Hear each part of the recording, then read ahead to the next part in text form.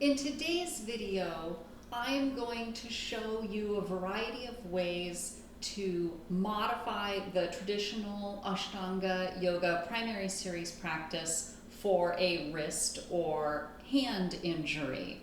So this particular video is specifically intended for people who already have an established Ashtanga yoga practice. I'm not going to be teaching you the postures and the practice. I'm just going to be mostly explaining how to modify the practice for this particular type of injury. If you practice some other form of vinyasa style yoga, you will probably also find these recommendations helpful. But just know that this is not intended to be a beginning level instructional video. Okay, so with that out of the way, if you do practice Ashtanga or another vinyasa style of yoga, you know that a lot of time is spent bearing your full weight in your hands. So if you have a hand or wrist injury, that can make doing your practice very tricky and difficult. I have been practicing Ashtanga yoga for 24 years.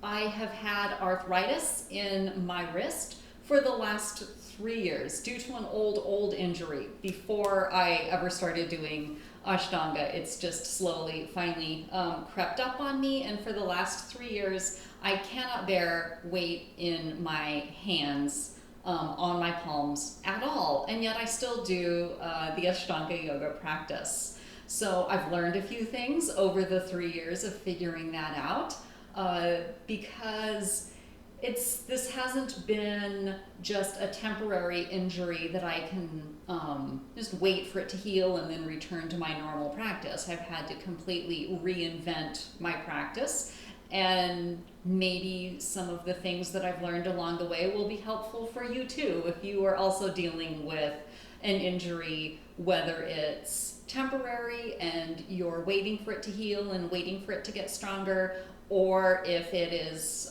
more of a permanent situation, like mine.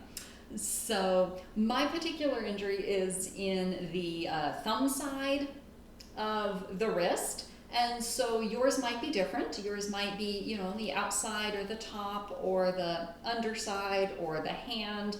So just know that some of these modifications that I'm showing that work well for me may or may not be the perfect thing for you.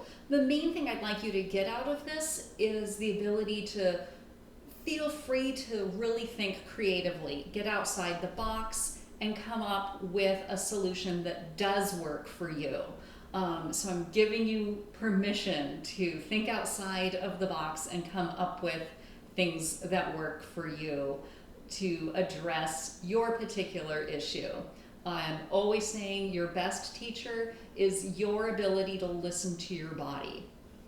With that said, also, I have to tell you to listen to your doctor or any medical professional that you are working with and any restrictions or guidelines that they have in place for you. All right. So we'll get started, and the main thing that is an issue is right off the bat in the Ashtanga practice and in a lot of vinyasa type classes is you start right off with sun salutations. Full weight bearing, fourth posture in, right? 4 breaths in, you're already on your hands. So it just makes it impossible to figure out, well, I can't even get started. So I'm going to show you progressively more weight-bearing options. I'll show you a completely non-weight-bearing option for both the A and the B sun salutations, and then progressively more weight-bearing options. And then we'll move into some considerations for standing postures, seated postures, and the rest of the practice. On my channel, I already have a video called Standing in Place Practice, which is about a 19-minute video that is done literally standing in one place, just moving about where you are in one fixed spot. It already does not require getting up and down off the floor at all or having any weight bearing in the hands. So that practice could suffice as a warm-up to replace the sun salutations.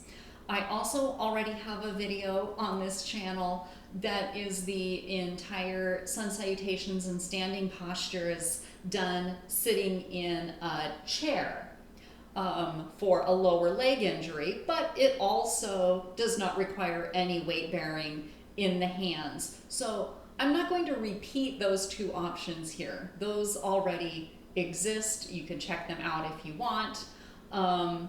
This is going to follow more of the standard practice, but in a way that does modify for the hands and the wrists. I will say, if you are at all unfamiliar with the practice or unsure about what kind of modifications might be appropriate for you, you might want to watch the video through once before just jumping in and trying the suggestions, and get a sense of what would be appropriate for your condition, and then go back and try the suggestions, okay? So, sun salutations from standing without any weight bearing in the hands. It's not ideal, but you know, if that's where you're at, there are some ways to make it work until you can gradually start adding some more weight-bearing options. I'm going to start out with feet hips width apart instead of together for this sun salutation. I start in Samastitihi.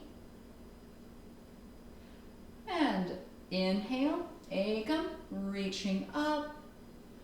Dve, exhale, folding forward. Trini, inhale, lengthen. And instead of stepping back to plank or chaturanga for this completely non-weight bearing option, I'm going to come back upright and take my exhale here. Plank, pressing forward with the arms as if I were pressing into the floor, but without bearing any weight at all.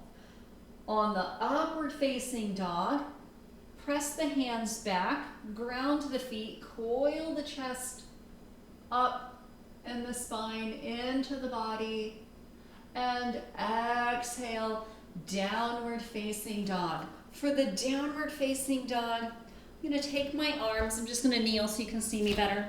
I'm going to take my arms directly overhead. That's the position they're in downward facing dog. I'm going to tuck my chin, looking down toward the hollowed belly as if I were in downward facing dog. And here's the thing, instead of like trying to reach your arms back, in downward dog you would be resisting your hands forward into the floor. So I can resist my hands forward, hollow belly, heavy tail, chin tucked, working the shoulder stability a lot as if it were bearing your weight in the downward facing dog position. And your 5 breaths in downward dog. On the inhale, you would step forward to Sapta, lengthening. Exhale, Ashtanga fold. Nava, inhale, reaching up. Exhale, Samastitihi. And we can do those same options for the B sun salutations, Surya Namaskara B.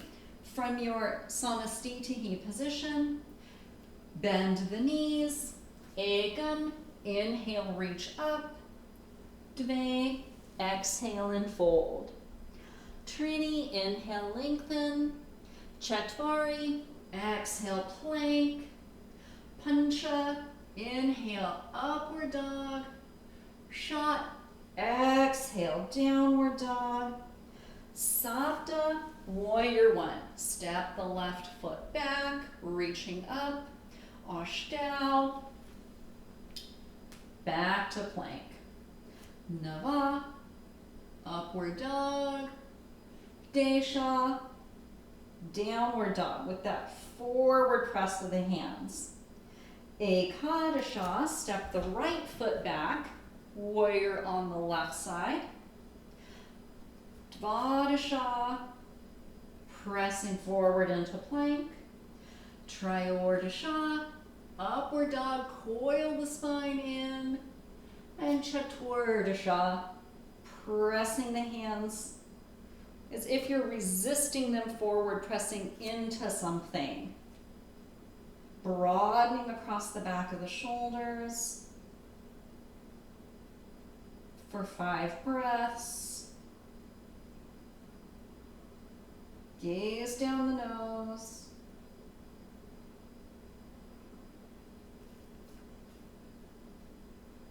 And on Panchadasha, when you would step forward, you come back into your lengthened forward fold. And exhale, head down, bend the knees. Inhale, Utkatasana. Exhale, Samastitihi. So that is a completely non-weight bearing option. I'm going to show you a couple other options when you're ready for a little more weight bearing. And one of them involves bearing the weight in the fists on the floor instead of hands on the floor if it's a flexion issue. Some people that I know that use this option like to have a little piece of wood, like a piece of cut dowel of wood that's about the diameter of a broomstick in the hand while the fist is on the floor to help support the arch of the hand. With where my wrist issue is, I don't find that helpful, so I don't have those dowels, but that is another option when you're in that position. So I just wanted to bring that up as an option. Also, I make sure to take my rings off if I'm going to be in that position, because then I've got, like, you know, my fist on the floor. And I put a smooth, not a kind of a nubbly towel down, because over time, the fists grinding into the little texture on the mat can be really irritating on your knuckles. So just some tips there. So inhale, ekam, reaching up. Exhale, dve, folding forward. Inhale, trini, lengthen. And then instead of a full plank or chaturanga, I'm just gonna lightly step back to hands and knees. So in this hands and knees position, I do not need to have very much weight at all in the affected hand. I can just be lightly on the fist and inhale, take a cat stretch for the upward facing dog. And exhale, I tuck the toes under and walk the knees back to sit the hips back into an extended child's pose for the downward facing dog. And you don't have to be putting a lot of weight in the hands. You could have them turned onto the pinky finger side if rotation through the forearm is an issue. But this does give you a little bit nicer length through the spine than that standing only option.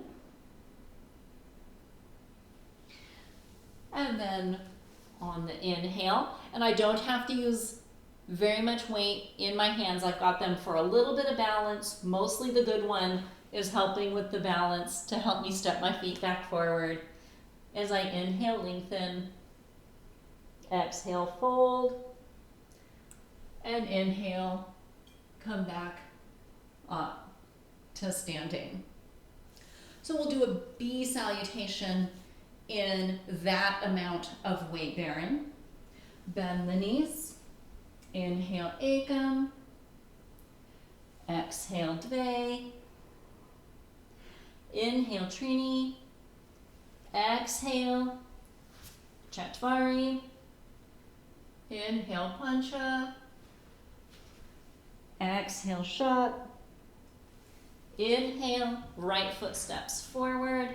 Now, you can come all the way up into the warrior from here, but if that's awkward, keep the left knee down and just take your warrior, and then that might require less temptation to use the hand to help you get in and out of the posture. And we'll inhale, upward dog. Exhale to your downward dog. Inhale, stepping that second side forward, maybe without using that bad hand for support at all as you inhale into the warrior. Exhale. Inhale your cat stretch, which is your upward dog in this one. And exhale into your extended child's pose. If you are able to press weight into the fingers, that can really duplicate the type of sensation that is going on in the shoulder girdle when you're bearing the full weight in the downward facing dog.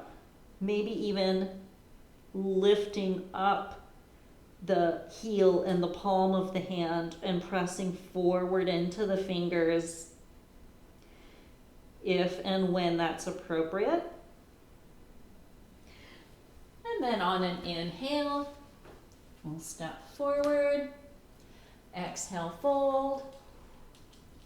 Bend the knees. Inhale, reaching up. And exhale, samastitihi. Another option is taking weight onto forearms instead of on the hands at all. And it can be nice because it gives you, again, that more of a full sense of maintaining your upper body strength by bearing your weight, but not bearing it on the hand. So, option for that. Inhale, ekam. Exhale, dve. Inhale, trini. On my exhale, I'm walking back to hands and knees. And I don't need the hand towel because I'm not on my fists. And I'm going to put my forearms on the floor, completely parallel to each other like train tracks. And step back into a forearm plank. I can hold this plank, build some good core strength as long as I want. And for an upward facing dog, I can coil up into a little sphinx-like cobra from here. Tops of the feet pressing, tail heavy, spine coiling into the body, just like it would be in upward facing dog. And for the downward facing dog, press the hips back. You're going to need to walk the feet farther forward than you normally do for downward dog because you've got the length of your forearm to step forward into. But this is good range of motion and strength for the shoulders to maintain that as you're working toward coming back maybe to a full practice, or this is just kind of your new normal. And to come forward, inhale, exhale, fold, inhale, nava, exhale, samastitihi. Now, a word on the forearms before we take that into the B salutations.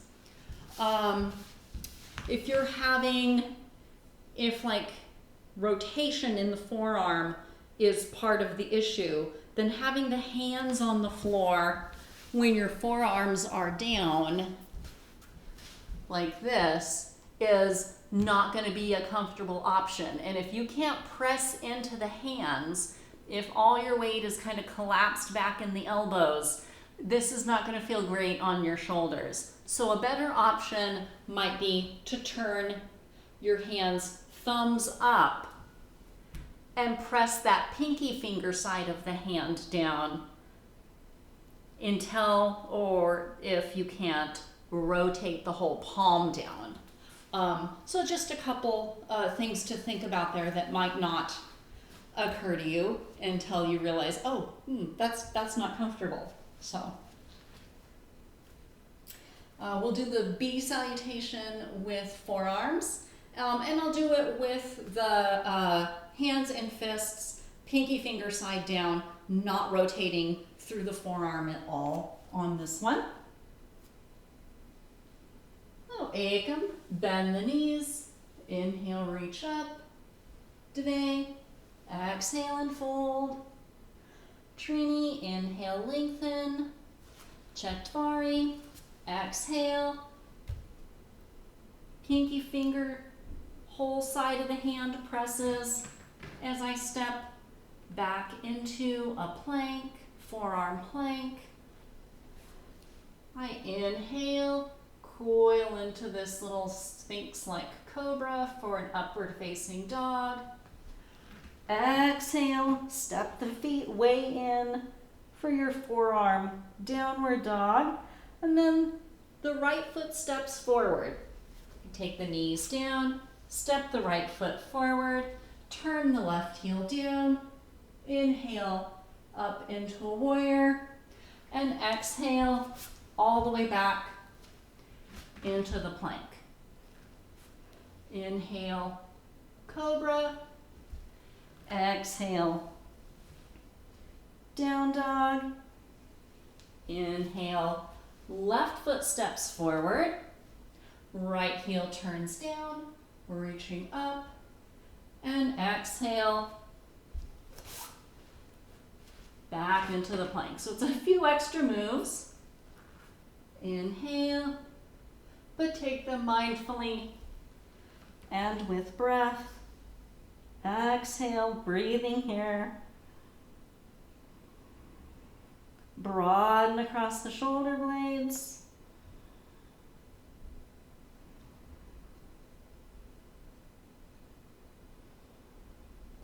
Your head should not be touching the floor, so you've got enough resistance pressing into the forearms, activating the shoulders that the head isn't collapsing onto the floor, okay? If it is, you're not ready to do that option. You don't have the strength in the shoulders for it, okay? So that's totally fine and good to know. Inhale, coming forward. Exhale, fold. Bend the knees. Inhale, reach. Exhale, Samastitihi. And then my final sun salutation option before we move on to standing postures is going to be using fists on the floor, full weight bearing, as if I were doing the regular postures in the sun salutations. Inhale, ekam. Exhale, dve. Inhale, trini. Plant those fists. Exhale, plank. Maybe even chaturanga. Inhale, upward facing dog. So I did do the, full vinyasa type roll forward over the toes from the hand, the fist down position, which takes a lot of stability. That would be like the last thing you would build up towards doing. And then if you've gotten to where you're really pressing your weight forward into the fingers in downward facing dog, you actually do downward facing dog with very little weight in the hands. The weight is not collapsing into the wrists in a good downward facing dog. So that can be worked toward even with very limited range of motion in the wrists, if that's appropriate for you. Just showing you all the options. And I'll inhale and walk forward. Exhale, fold. Inhale. reaching up. Exhale, Samastiti. And we'll do the B salutation with those options. And just one more thing I want to show you that has become apparent to me after like 3 years of doing them on my fists, in addition to the knuckles getting really beat up and wanting to make sure I have a towel down. I've noticed when the holding plank is fine. Taking that chaturanga with that hand position is just not ideal long term. It's not super stable, it feels weird in the shoulders, and moving from that position then into upward facing dog feels even more weird in the shoulders, and I'll show you why. Normally, when you've got your weight in your hands in your plank, upward dog, chaturanga, downward facing dog, when the arms are straight, you want your elbow creases facing each other. You don't want them rolled all the way to face forward. You want them facing each other. If I'm on my fists in this position, my elbow creases are by definition facing up. They don't face each other and have my hands in this position. So it is a less stable foundational position for your shoulders. So I will even change my hand position from plank with the thumb side and the elbow creases facing forward. And when I go to roll into upward facing dog, I take my knees down and I turn my fists a little bit in so that the thumb and the elbows face more toward each other to not overly externally rotate through the shoulders. Because I was getting over external rotation issues in the shoulders from doing it that way. So just another thing to consider. Again, some of these things might apply to you, some of them might not. We'll take our final sun salutation and move on from there. Bend the knees, ekam, inhale, dve, exhale, fold, trini, inhale, lengthen, chatvari, exhale, plank, pancha, inhale. So I'll do that little turn and exhale. Either the extended child's pose or with weight pressing forward in the fingers, downward facing dog. Inhale. For the stepping forward on the first side, since I've got my good hand down, I can step that right foot forward, turn the left heel down, no problem. Reaching up, exhale, fists down to step back. Inhale, upward facing dog. Exhale, downward facing dog. And to step the left side forward, I move this hand to the fist position to be able to bear my weight to step that foot forward. Turn the heel down and inhale, come up. Because of course we're only doing these options if you're already comfortable with weight in the fists. Exhale here, inhale, and exhale.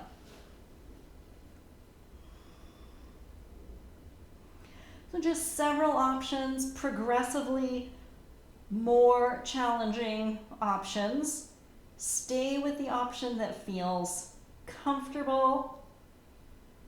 There should be no pain. And gradually build your strength over time.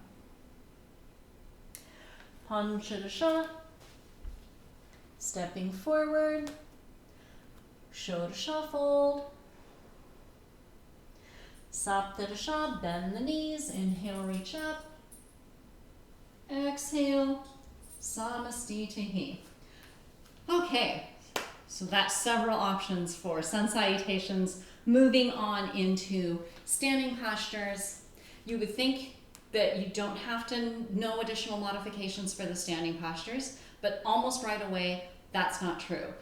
Because first standing posture, Padangustasana, grasping the big toes, totally fine, unless it's a finger issue and you can't grasp, then maybe you're just kind of lightly laying your hands on the feet in the forward fold.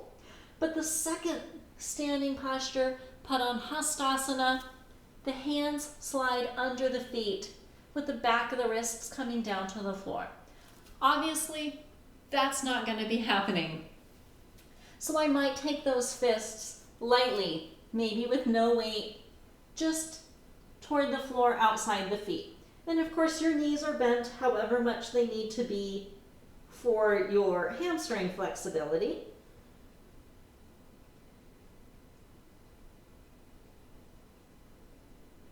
So that can be a nice option right there.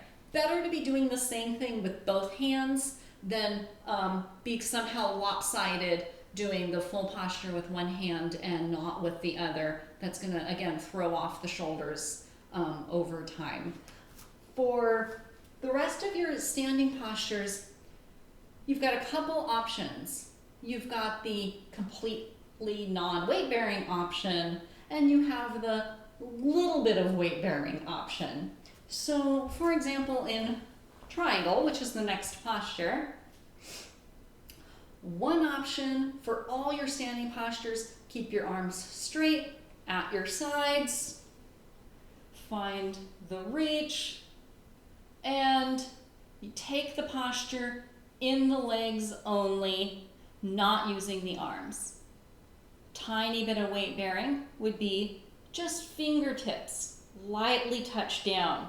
So I would encourage, if you normally use a block, not to use it. You will be tempted to put weight in the block. If you're just barely touching your fingernail down onto the floor or onto the block, if you can resist actually weighting it, that's why no hands at all is really going to be your better option. It'll train your legs to do the postures, and then the arms just do their thing without bearing the weight.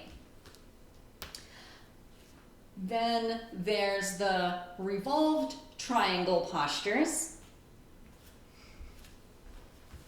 And the same options.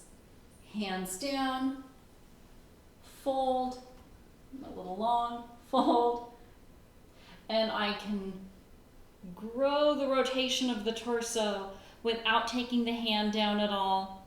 I can take just the fingertip, just the fingernail down. And it's inside the foot. I'm not getting so much rotation that I take it outside the foot, because that does make you want to put more weight on it. I'm kind of liking inside the foot, or a block inside the foot, but just the fingernails touching down. No need to bear a lot of weight on it, and really train the legs to do the standing postures. Same thing goes for Utthita Parshvottanasana, the extended side angle. You take your side angle. One option, of course, is to keep the forearm on the knee, no problem. Hand and wrist feel great. Option 2 would be just those fingertips touch down. Nothing else about the posture changed. So if you find that you're collapsing forward to get that hand down, come back to a higher option and maybe just the fingertip touches down. And same thing with your revolved options for Utthita Parshvottanasana. You can always take that back knee to the floor, get into the twist. Instead of taking palms together at the heart, because that actually isn't comfortable for me to press palms together, I have this in a fist and this hand just capped on top. So again, I'm using that more stable fist position instead of the flexed palms position for this twist. And your other option here, of course, is again, no arms at all. Find the fold and rotate any amount just through the torso without taking the hands to the floor at all.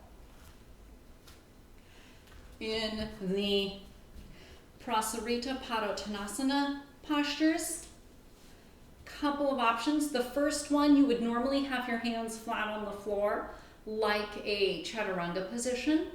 So if that's already determined that that's not a position you're going to be able to do, I take the fists. And again, I don't have to have a lot of weight in them, but then I can walk them back so the hands are under the bend of the elbows where I want them in this posture, instead of being more in front of me if I had the palms down. Okay? For the B position, the hands are on the waist. There are times if I'm having a flare-up, like even that amount of pressure through the hand doesn't feel good. I keep the hand in a fist, fists on my hips. And again, whatever modification I'm making for this side, I make for this side so that it's not out of balance. So I'll take fists to the hips, elbows back, folding forward. For the C position, clasping the hands, any amount of gripping and clasping, if you've got stuff going on, with the hand and wrist and forearm, can be uncomfortable. So a strap or a spacer so that you can get away with grasping very lightly, just with whatever part of the hand is comfortable. I can grasp it with like just the pinky finger and ring finger if I want. I don't have to be grasping with the thumb and index finger side of the hand if that's the side of the hand that's not feeling up for grasping. In the D position, in the Prasarita Paschimottanasana, you would normally grasp the big toes. And again, if any of that like grasping with the index finger side of the hand is part of what's not comfortable, just lightly leave your hands on the sides of the shins or ankles. And still shrug the shoulders down the back as if you were pulling up on your toes, even if you're not. So it just takes a lot of imagination to figure out how can I do the same actions without actually doing them. The next posture is obviously one that needs to be modified because you're taking your hands together in that prayer position, but behind the back. And like I'm saying, I don't even care for the prayer position in front of my chest, let alone behind the back. So fists together is an option, or clasping elbows or forearms is an option, and your fold. So finding an option, again, that works for you. The standing postures are really about the legs doing the work. So don't let getting kind of hung up on, I can't do the hand positions, stop you from doing the standing postures. Find a way to modify whatever it is you're doing with the hands, because they're really all about finding your ground and foundation through the legs. That goes for the standing balance postures as well. If you're grasping the toe and pushing the foot forward into the toe in Utthita Hasta Padangusthasana, that's a lot of forward pressure coming into this part of the wrist from the fingers, the resistance of the toe pressing forward. So the way I modify that on the affected side, I do the full version on the side that can, but either is to take a strap or something so that I can hold it in a more comfortable position that is not requiring as much extension through that thumb side of the wrist. Or if I'm having a really bad flare-up, realizing it's about finding standing balance, it's not about what the lifted leg or the hand are doing, and be content with holding the knee, okay? Same things for the second standing balance posture. Lots of times, I'll just take tree pose. Or I'll take the half lotus, but not fold forward. If you're folding forward, like that wrap and bind, requires bending the wrist. So you could belt the foot, hold onto the belt or the strap anywhere that allows that wrist to be in a neutral supported position that's not uncomfortable, and either stay upright or fold forward if you're folding. So the modified issue is happening with the hand wrapped around the back. But on the second side, if you're folding forward, then you're really paying attention to that idea that this is a standing balance posture. The standing leg is doing the work. I'm not relying on weight coming into that hand to support me when I make that fold.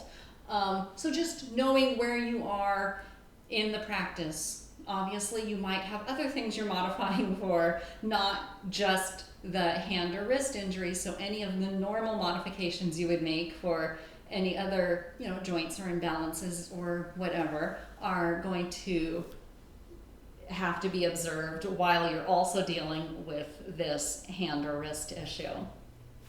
We've already done the warriors and Utkatasana as part of the B sun salutation, so those don't require any additional modification ideas. So I'm going to come straight down to seated. You would think that there aren't a lot of modifications needed in the seated postures, but there are a few. And it just depends on where you're at, again, with your comfort with weight bearing, your comfort with grasping with the hand. So even in a basic seated posture like Dandasana, I'm not putting my palm flat on the floor. I've got my fists on the floor, but that tends to make my shoulders want to shrug up a little bit. So I have to move my fists a little bit further away from my hips to have the chest lifted and the shoulders down and bend the elbows a little bit. When I take a forward fold,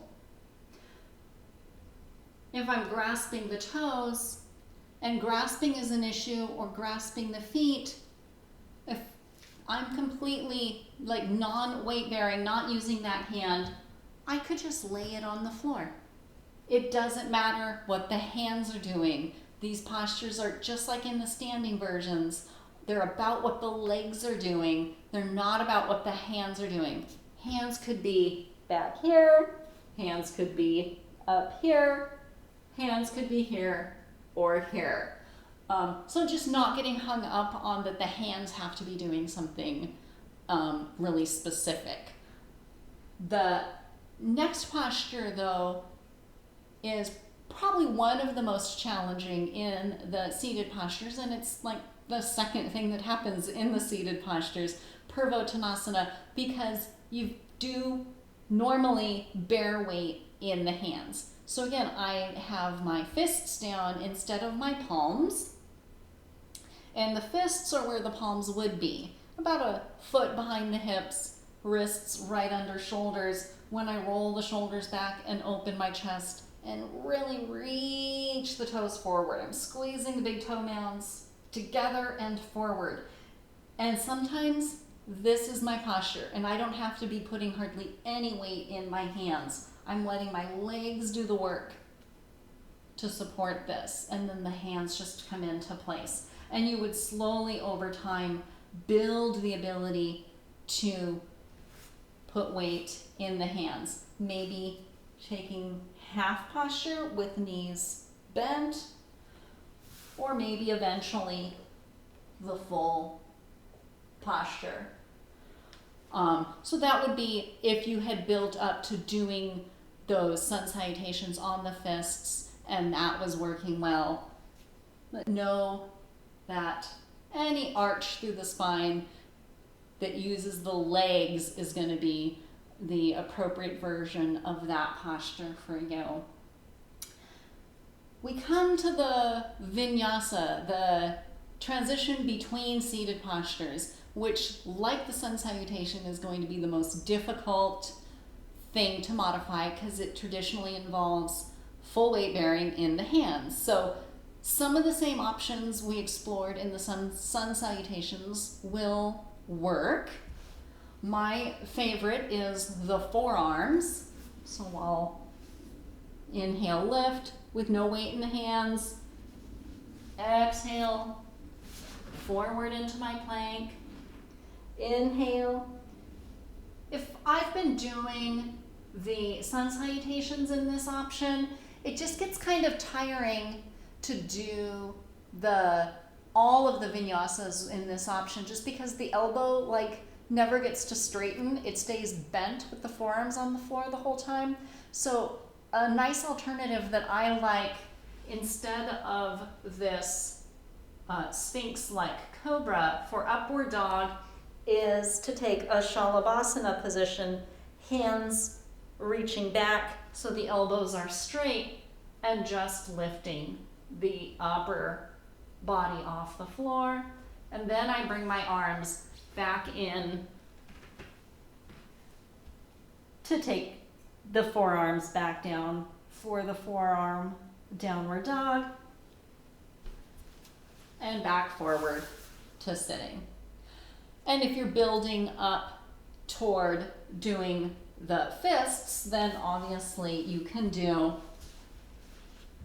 your fist sun salutation options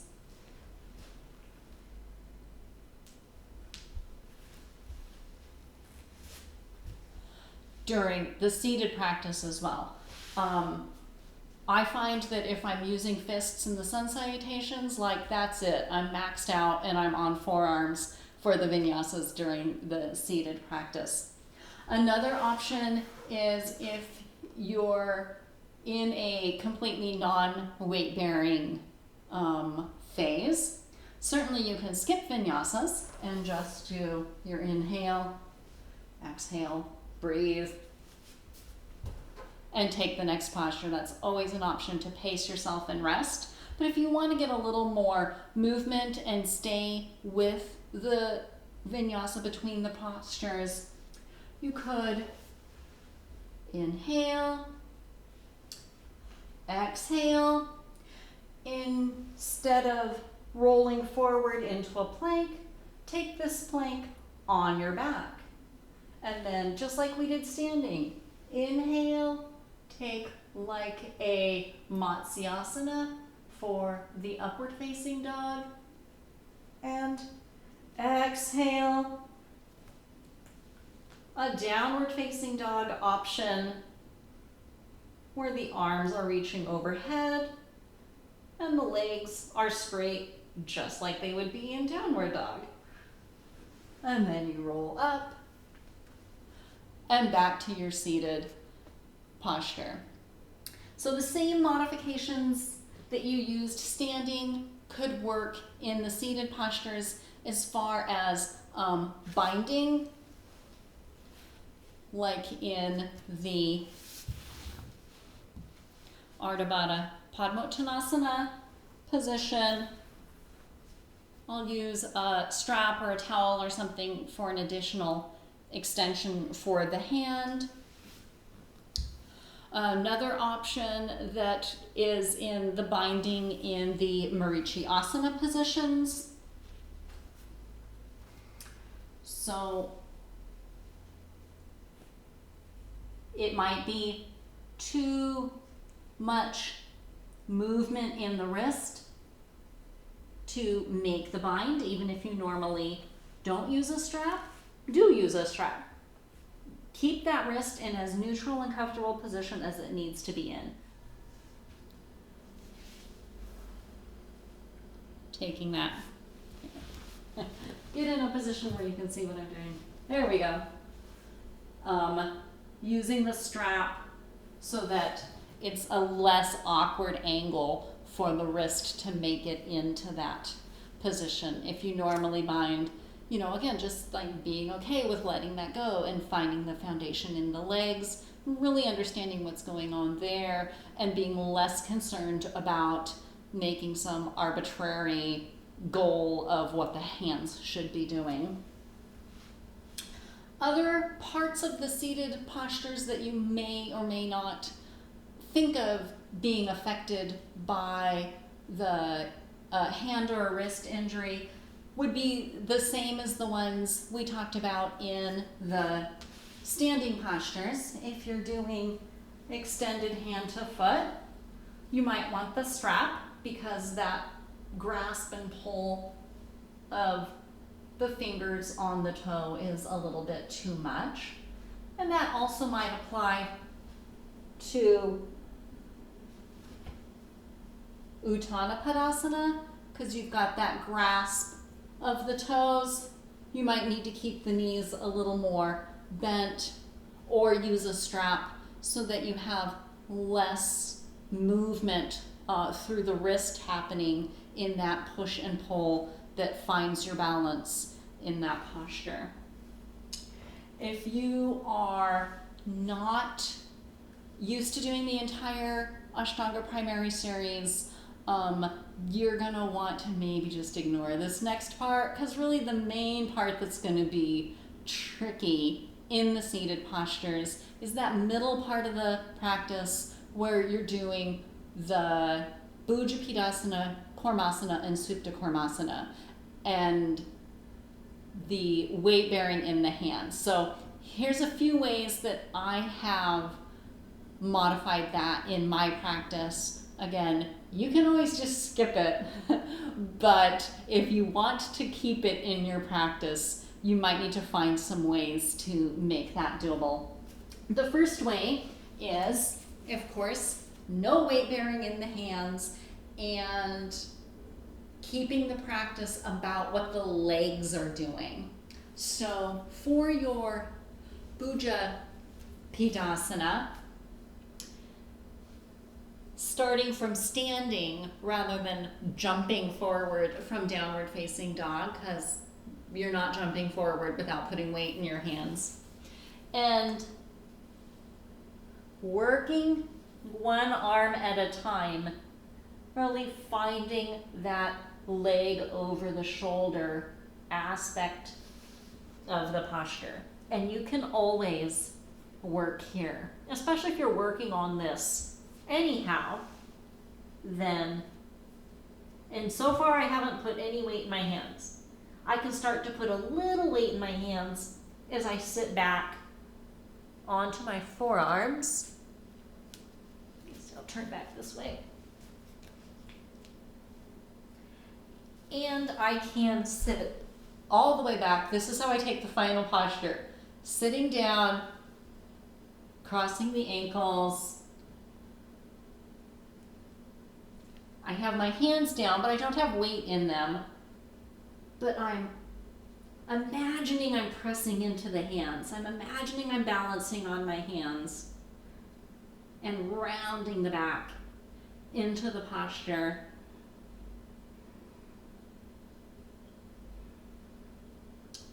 And then the transition out of this posture, I'll just show you my option. You might come up with your own. If you normally do the transitions and do these postures, otherwise, like I said, there's no need to be adding these in.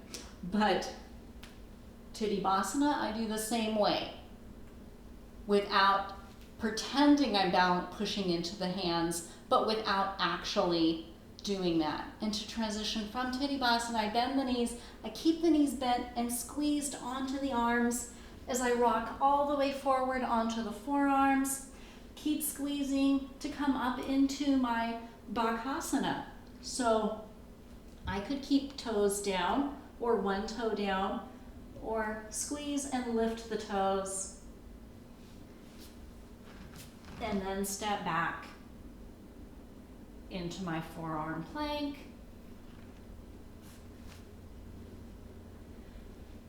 Enjoy straightening the arms and straightening the legs in this upward facing dog Shalabhasana version.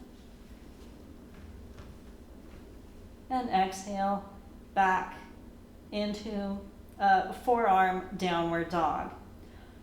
Now in my vinyasas, I also, you kind of miss the dynamism. All of these movements there's no jumping happening. So I do enjoy actually a tiny little jump to make that transition feel a little more like the normal practice. So that part is one of the trickier ones because it's a full arm balance. Obviously the other, the Kurmasana and Supta Kurmasana, you're making the same type of modifications. Instead of coming into the posture, balancing on your arms and lowering, you can come into your Kurmasana already from seated and then move into your Supta Kurmasana already from seated. And there's a chance that you're not going to make that bind, even if you normally do.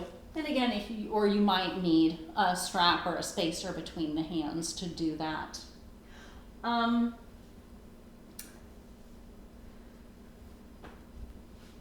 Any of the balance postures, the Garbha Pindasana or Utplitihi at the end of the practice, I just keep that cross legs, drawing in, shins squeezing on each other. Hands can be resting on the floor, pretending they're pressing. They could be pressing forward, but they can be done in a way that gets you the essence of the posture without bearing weight, and you still feel like you're doing work. That kind of sums up most of the issues you might run into in the sun salutations, standing postures, vinyasa, seated postures, last step, closing postures. In the closing postures, there are a lot of weight bearing in the hands also. The first one being back bends, so that's not happening. I stay with bridge pose, and it's perfectly fine to stay with bridge pose. I don't clasp the hands, I just let them rest either palms down or pinky finger side of the hand down. And I focus on pressing the upper arms down so the arms are still working, even though I'm not bearing weight in the arms in my back bends. And then the shoulder stand sequence. So in a good shoulder stand, the weight of your back dropping back into your hands is a primary part of the foundation of the posture, which means you have to tolerate a large amount of weight dropping back into your hand. So a couple of options. Obviously I'll show you an option, legs up the wall, and then if you don't have access to a wall, I'll show you without a wall, the entire shoulder stand sequence.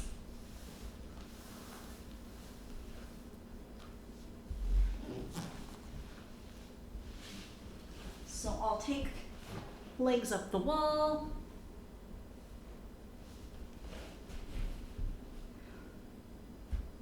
backs of the arms pressing down, chest lifted, palms pressing, resisting forward as if they were holding the weight of my back. So you're still accessing the intention of what those muscles would be doing, even if they're not bearing the weight.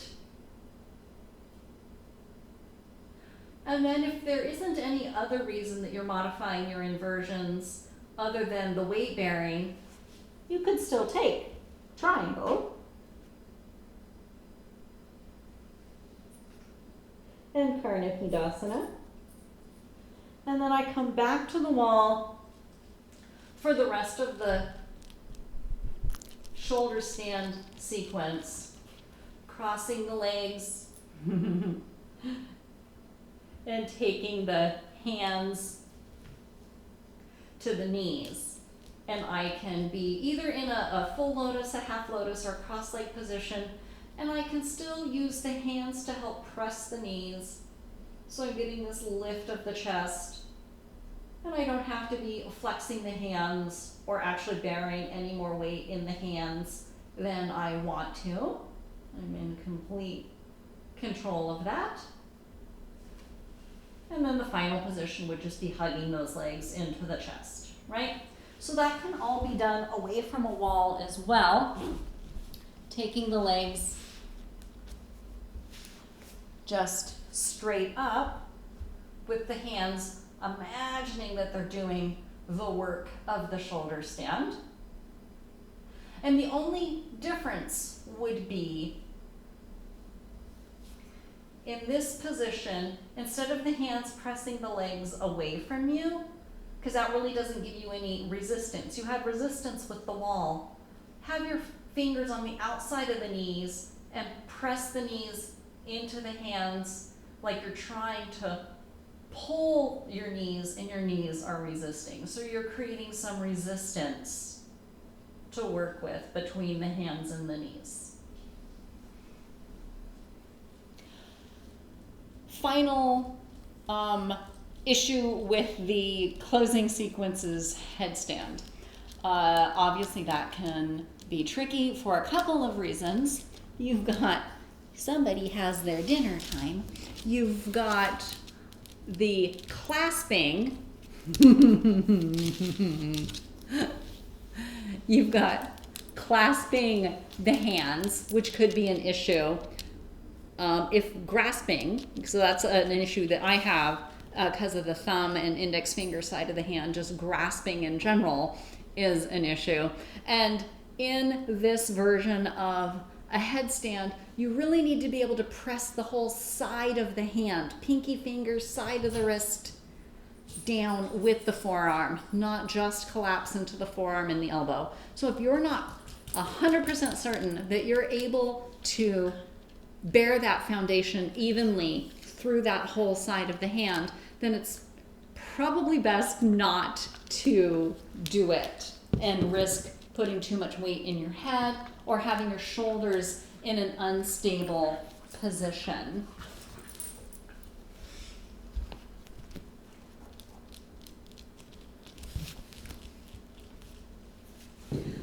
So a couple options.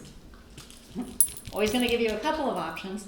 One option is your headstand prep, and you just stay in the prep position. Either with the hands clasped, bearing as much weight as is comfortable in them, or I'll often do it in that forearm position that I'm already comfortable with, either with palms on the floor or sides of the hands on the floor, and you hold your good foundation. And I don't even have to have the head on the floor at all, or I could, and I could work toward that amount of strength that would allow me to control how much weight I have in the head as the feet come forward. And that really builds the foundation in the arms to support the weight on the head. And can be a nice place to work, either with the hands clasped if that's comfortable, because that's closest to the traditional position, but if not, then not clasped. Final option for headstand, if any of that weight in the forearms doesn't seem like a good idea, you can still work the foundation really nicely with zero weight bearing. So I'm all about making sure you have some zero weight bearing options. One option can be done as if you're in the headstand on your back. So I love using imagination. Take the posture, wrapping the hands behind the back, drawing the elbows into shoulder width, broadening across the back, pressing up through the forearms, elbows inside of the wrists evenly as if they were bearing the weight. You can do this sitting, or you can do it laying down with the legs really active and reaching like they would be in the headstand. So you find that essence of the foundation of the headstand, even if you're not bearing any weight in the hands at all. Okay, so I hope that all of those options were helpful and provided at least a springboard of ideas that you can grow from to come up with ideas of your own that will meet whatever issues you may be having with your hand or your wrist or anything else that that could be helpful for. So thank you for joining, and I wish you healthy, happy practice no matter where you're at or what you're doing. Make sure you enjoy it. It shouldn't feel like a chore or a struggle. Find ways to still feel like you can enjoy the essence of the postures in whatever variation you're doing them. Namaste.